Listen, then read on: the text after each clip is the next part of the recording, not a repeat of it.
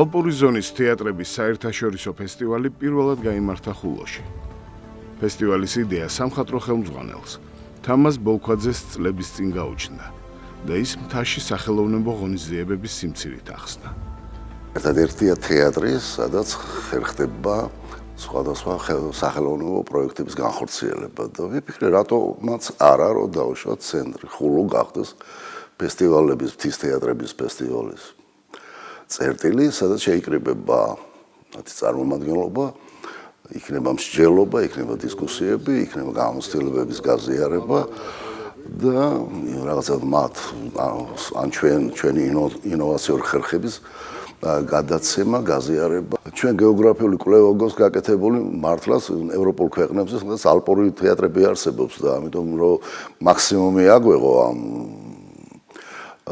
ნიხრის ჩავთვალეთ, რომ დავარქვათ მაქსიმუმი სიმაღლე ზღვის დონიდან და შემდეგ მივიღოთ ის გარემოებები რეალობაში, რაც არის მთის თეატრების და მთლიანობაში ასეც მოიაზრება ეს ყველაფერი. 3 წელია მიმდინარეობს მზადება ამ პროექტთან დაკავშირებით და როდესაც სანამ თეატრი იყო განათლების სამინისტროს დაქვემდებარებაში, ეს უნდა აღნიშნო ბუნებრივია, იყო მხარდაჭერა ქალბატონი მაიას მიერ თანადგომა თეატრთან, რომ ეს ფესტივალი ჩატარებულიყო. შემდეგ გაიყო სამინისტრო და ჩვენ გადავმისამართდით კულტურის სამინისტროში და ეს ესტაფეტა თუ ეს ენთუზიაზმი და მხარდაჭერა არ მოკლებია ამ ფესტივალს, რომ არა ასევე ახალი მინისტრის ქალბატონ ელისოს მხარში დგომა თავისი გუნდით მართლაც ვერ შედგებოდა ეს ფესტივალი. ფესტივალი საერთაშორისოა, თუმცა პირველ წელს ორგანიზატორებმა უცხოეთიდან დასების მოწვევაზე თავი შეიკავეს. კვლევა იყო ჩატარებული, 4 სახელმწიფო აპირებდა ჩამოსვლა, მზაობა იყო მათგან, მაგრამ რადგანაც უფრო გამოვიჩინეს სიფრთხილე პირველ ფესტივალზე, რადგანაც პირველიც და იყო რაღაც ჩვენს სამინისტროსთან შეჯერებული პოზიციით, გავაშუალედეთ, ასე ვთქვათ, ეს აღფრთოვანება ჩვენი და დავჯერდით იმ შედეგს, რაც მივიღეთ და მე ძალიან კმაყოფილი ვარ ამის. იტალიის პარტნიორობა ზემწყდება მაგალითად პირველ სეზონზე გული. იტალიაში მოქმედი, მთებში მოქმედი თოჯინების თეატრი იყო. მზად პარტნიორობისთვის უბრალოდ პირველ სეზონზე ვერ მოვახერხეთ, რომ აქ ბიუჯეტის განაწილების საკითხიც გქონდა, ხო? ჩაუმჯდარიყავით ჩარჩოებში. თუმცა ეს ხალხი, ვინც აღმოვაჩინეთ კვლევების დროს, რა თქმა უნდა თანახმარი, რომ მომდევნო სეზონებზე თუ კი სიცოცხლის გააგრძელებს ფესტივალი, გვყავდეს და ჩამოვიდნენ და გაგვიზიარონ მათი გამოცდილება. ფესტივალში 4 თეატრალურმა დასმა მიიღო მონაწილეობა. ხულოს, ამბროლაურის, ლაგოდეხის და მესტიის სახელმწიფო და მუნიციპალურმა თეატრებმა მაყურებელს თავისი წარმოდგენები შესთავაზეს. ფესტივალი ხულოს თეატრის სპექტაკლ ზვავით გაიხსნა. თუნჯერ ჯუჯენოღლუს პიესა მთის მკაცრი კლიმატის პირობებში ზვავსაშიშ ზონაში მცხოვრები მოსახლეობის შესახებ გვიყვება, რომელთაც ასწლეულების მანძილზე შიშის ქვეშ ცხოვრების წესები და ჩვევები გამოიმუშავა. კი ბატონო, დიახ ბატონო. ასე შრალად არ გადამდის ხელში. წყლის აგულება არ მომთხოვო, თორე. და ჯანდაბაკე. რაც დედა, ის შვილი. მართალია. ამბროლაურის მუნიციპალური თეატრის დასმა ფესტივალზე ბამბაზიის 64 ჩამოიტანა. ქართველი და აფხაზი დედების ტკივილით გაჟღენთილმა სპექტაკლმა მაყურებელიც ააღელვა. შინაარსი ამ სპექტაკლის ქართველი დედის და აფხაზი დედის შეხვედრა და მათი დამოკიდებულება მიმდინარე მოვლენების შესახებ. შვილები დაეღუპათ და ეს ფინალი პრინციპში ნიშნავს იმას, რომ ჩვენ უნდა შევრიგდეთ. ასე წარმოგიდგენია ყველას ახლა აფხაზებთან ჩვენ არაფერი გასაყოფით თითქმის აღარ შეიძლება რომ გქონდეს, უნდა შევრიგდეთ დღეს თუ ხვალ და ეს სპექტაკლიც ამას მიუთითებდა რა. და ეს შინაარსი არის აქედან გამომდინარე. მაგრამ ახლა გიყურებ და მშვიდად ვარ. უკვე მომკვდა.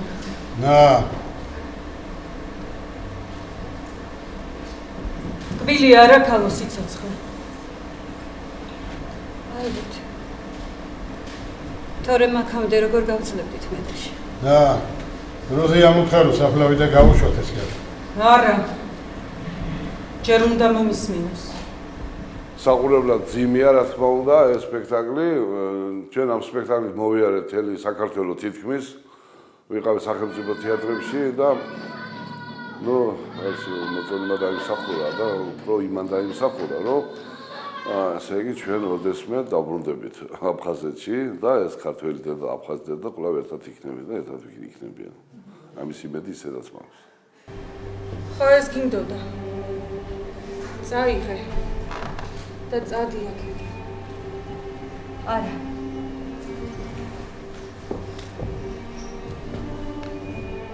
რატი აქ დარჩება?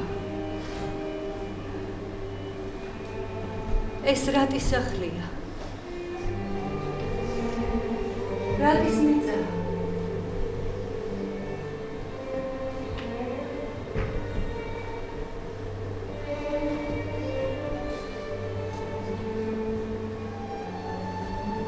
დროებით შენ გიტოვა.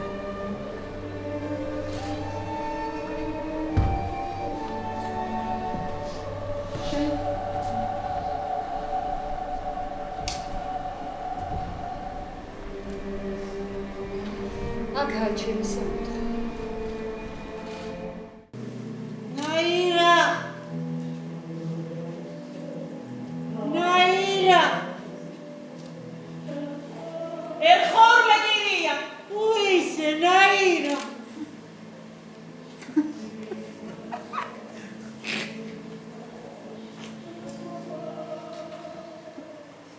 იმე პოლი ხაია ნაირა დენგი მის Oli nihda. Onauto keha. დათო ტურაშვილის დოდოს მოლოდინში ემიგრაციაში მყოფი ქალების შესახებ გვიყვება. მიუხედავად სპექტაკლის კომიკური ხასიათისა, პერსონაჟების დიდი სევდა ყველასთვის საგრძნობი გახდა. სამწუხაროდ არის აქტუალური და ისეთი არის სევდა მიყვება მთლიანად პიესას და თან იუმორი და ეს ამსუბუქებს ამ სევდას და ძალიან საინტერესოა და მე დიდი მადლობა მინდა უთხრა დრამატურგს დათო ტურაშვილს ამ პიესისათვის. ეს 2023-ში შედგა ამ პიესის პრემიერა ჩვენთან და შემდეგ უკვე იმერეთის თეატრალურ ფესტივალზე ვითამაშეთ და ეხლა უკვე მეორე ფესტივალზე ვთამაშობთ ამ სპექტაკლს. მეზობელი ქალები აღარ დარჩენ იქ რომ დაიხმარო და რესტორნის დარბაზებს ქირავენ. კი, მეც გავიგე, რომ საქართველოს სოფლებში თურმე ქალები ძალიან ნაკლებად გენაცვალა. კი, მაგრამ საწავიდნენ ეს ქალები. ვირმე დედა, კი. სადაც შენ საბერძნეთში, თურქეთში, იტალიაში და რა ვიცი. ამერიკა? ამერიკაში რამდენია წასული? კი ბატონო. ხო.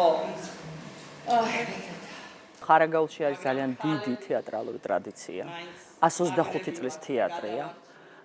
თანაც უწყვეტი ტრადიცია, ასე იგი 125, აი ხარაგაული როცა დაარსდა, მაშინვე არსდება თეატრი. და ძალიან ცნობილი ადამიანები მოღვაწეობდნენ და რაღაცნაირად ესეთი შესისხორცებურია თეატრალური კულტურა და სამსახიობოც და რაღაცა ის სხვა დამოკიდებულებაა ძალიან და ეს რა თქმა უნდა ტრადიციულად გადაეცემა და დასსაც ეტყობა ეს რა თქმა უნდა და ჩვენ მაყურებელსაც. შარა შენ თუ ისეთი იყოს ეს მუშაკი. მუშაკი. არა, ხვაწელ მოსილი მუშაკი.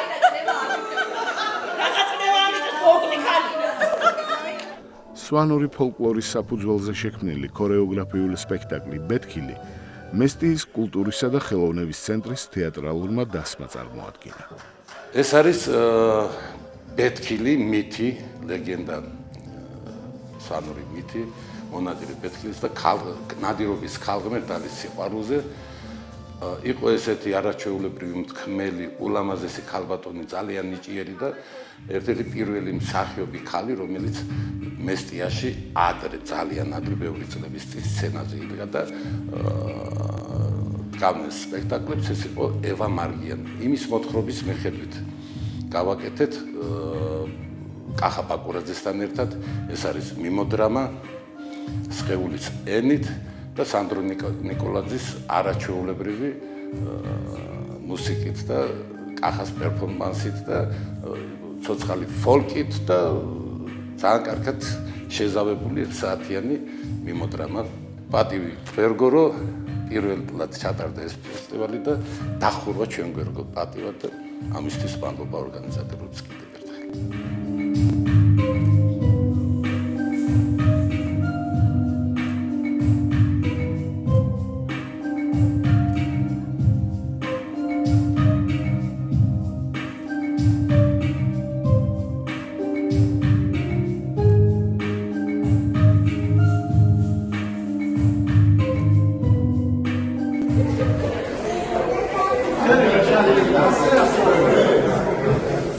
მონაწილეებისათვის ჩატარდა რამდენიმე ვორქშოპი. ბალანსი სინათლესა და სიბნელეს შორის ფიზიკური თეატრისა და ბუტოს ცეკვის ტექნიკურ ასპექტებს ეხებოდა. ყურადღება გამახვილდა სწორად სუნთქვის მნიშვნელობაზე. სუნთქვა ძალიან მნიშვნელოვანია. სწორი სუნთქვა არეგულირებს ემოციებს და სწორად პოულობს შინაგან მდგომარეობას, რომელიც გჭირდება როლისთვის, სახის გახსნისთვის. ამ დროს სწორად არეგულირებ ემოციებს, მოძრაობას და მსახიობი არის მაქსიმალურად ბუნებრივი და ნამდვილი. ბევრი მასწავლებლისგან შევისწავლე ეს. ბუტო იაპონური თანამედროვე ცეკვის ავანგარდული სტილია. იგი გონებისა და სხეულის მჭიდრო კავშირზეა აგებული. ძალიან ბევრი ხედვაა ბუტოს შესახებ. ჩემთვის ეს დრო, რაც ვორქშოპს დაეთმო, ძალიან ცოტა იყო. რთული იყო ბევრი ამეხსნა მოკლე დროში. მეტნაკლებად, რაც შევძელი მაქსიმალური ინფორმაცია მივაწოდე. თავდაპირველად ცოტა გაუჭირდათ, მაგრამ მერე მთლიანად ჩაერთნენ პროცესში. ეს არის ალპურ ზონაში მოხეტიალე ჯგუფი ჰარმონატოპეია კოლექტივი, ესე ქვია.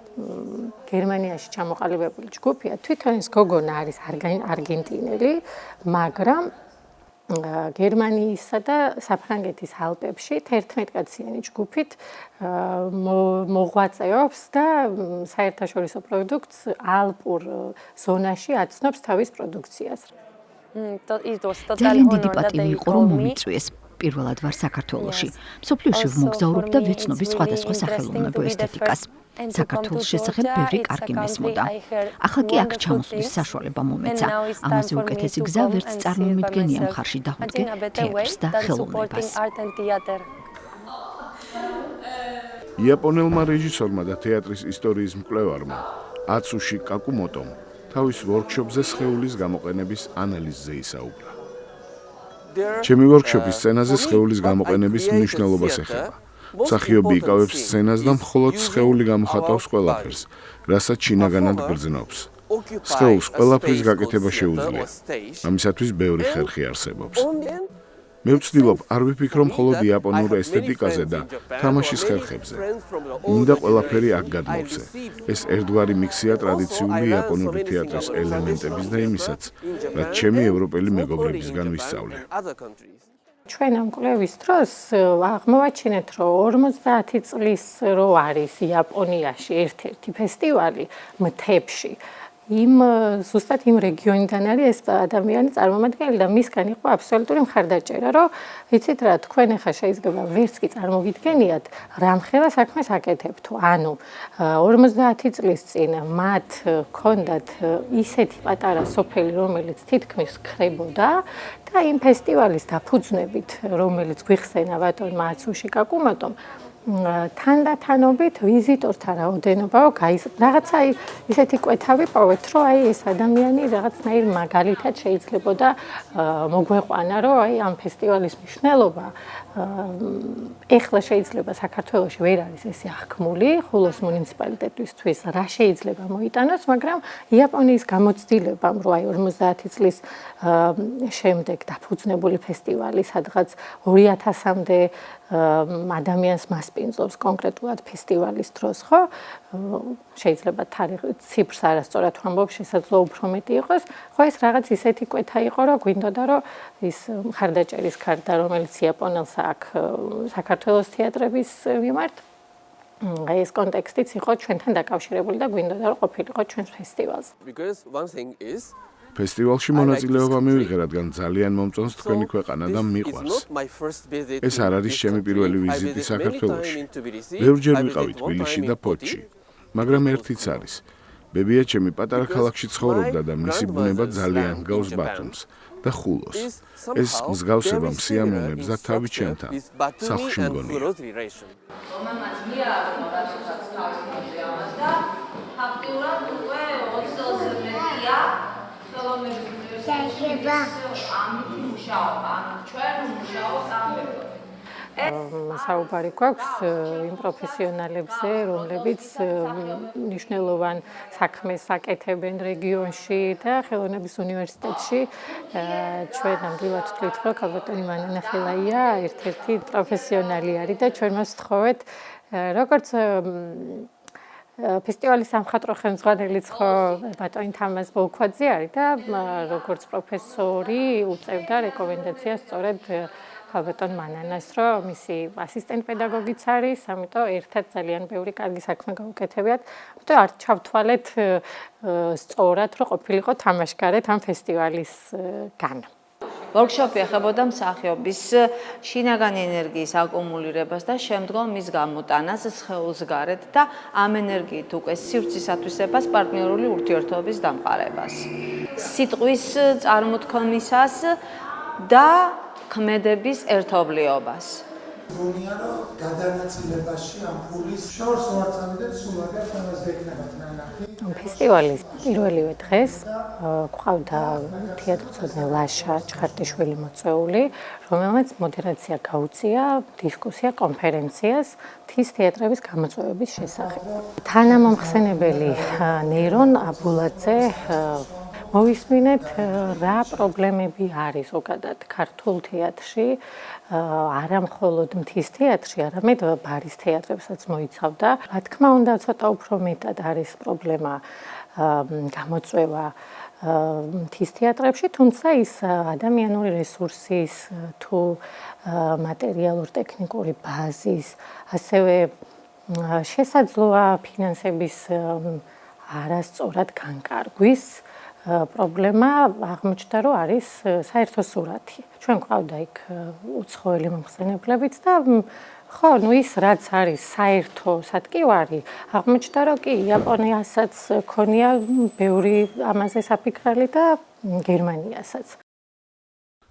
რთული კლიმატი, განსხვავებული ცხოვრების წესი, სოციალური პირობები მთის მოსახლეობას სხვა პრიორიტეტების წინაშე აყენებს. ამ შემთხვევაში არის კლიმატის გამსაზღვრელი და გეოგრაფიული მდებარეობა ამას კაცრად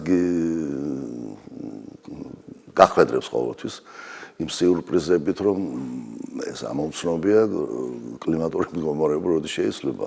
რაც აფერხებს ერთგვარად მუდმივი პროცესში ყოფნას თეატრისას, ტექნოლოგიურად ვითარდება კი ის ასე ვთქვათ, გათბობა და ასე შემდეგ, რაც მნიშვნელოვანია, მაგრამ ადამიანები იქ გარდა ვიტყვი ღიად, რომ გარდა შემოსავლებისა თუ ჯამაგირისა თავისი სიმკაცრით განსაზღვრავს იმას, რომ მათ დამატებით მთის, ანუ მიწათმოქმედებაში უნდა იყვნენ ჩართულები.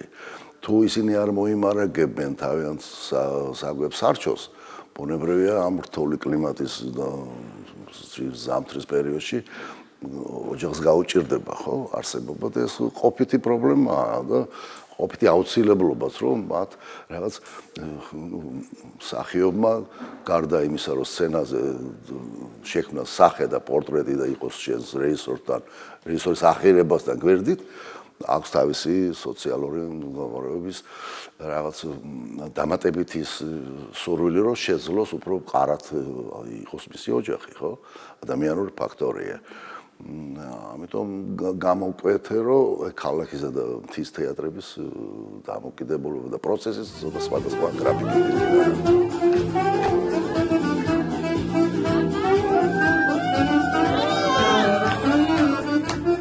მიუხედავად იმისა, რომ ესენი იყვნენ მოყვარულთა თეატრები, საოცრად მაღალი დონე იყო არტისტიზმის, სამსახიობო ოსტატობის და მეტყველების და შინაარსობრივად იმდენად განსხვავებული თემები იყო. მე მგონი მარტო ამისათვის ღირდა ამ ფესტივალზე მოხვედრა და ნახვა ამ სპექტაკლების. ალბათ სხვანაირად ვერანაირად ვერ ვნახავდი მე პირადად და მადლობა ამ თეატრებს რომ ჩამოვიდნენ. მადლობა ჩვენს რეგიონს კიდევ ვაჭარის რეგიონს რომ აი ესეთი საოცარი ფესტივალი დაარსდა. არასოდეს არ ჩატარებულა ასეთი მთის თეატრების ფესტივალი. იმიტომ რომ ვთვლი რომ განსაკუთრებით ხელშეწყობა უნდა საქართველოს მთას, რადგან დიდია მიგრაცია და ასეთი ფესტივალები ძალიან საინტერესოა და ძალიან მნიშვნელოვანი არის იმისათვის რომ აი ხელი შეუწყონ ადამიანებს ვინც იქ ცხოვრობს, რაღაცნაირად შეაყვარონ თეატრი, მოიზიდონ მაყურებელი, ჩვენ ვილაპარაკეთ ფესტივალის დღეების განმავლობაში პრობლემებზე, ვორქშოპებს დავესწარით, კიდევ გველოდება წინ მასტერკლასები, ძალიან საინტერესო პროგრამაა, ძალიან საინტერესო ფესტივალია და მე კიდე მეგობრდებით, აი ხულოს თეატრთან, არის ამბროლაურის თეატრი, მესტიიდან ჩამოვიდა თეატრი და აი ძალიან საინტერესო არის ეს კავშირები ჩვენთვის და ძალიან მნიშვნელოვანი. საერთოდ ფესტივალები არის დამეგობრება სხვადასხვა თეატრებთან, გასვლა მემორანდუმები, შემდეგ მემორანდუმებს ვაფორმებთ ხოლმე სხვადასხვა თეატრებთან და ეს სტიმულს გვაძლევს, мотивация იმისა, რომ კვლავ კიდე წახვიდე სიხვდე პროფესიონალურ მსახიობებს შეხვდე. ხო და გავიცნოთ ერთმანეთში და ეს არის ძირითადი მიზანი ფესტივალებზე სიარულის და მონაწილეობის მისაღებად რომ დავდივართ, ესე ვთქვათ. ჯერ ერთი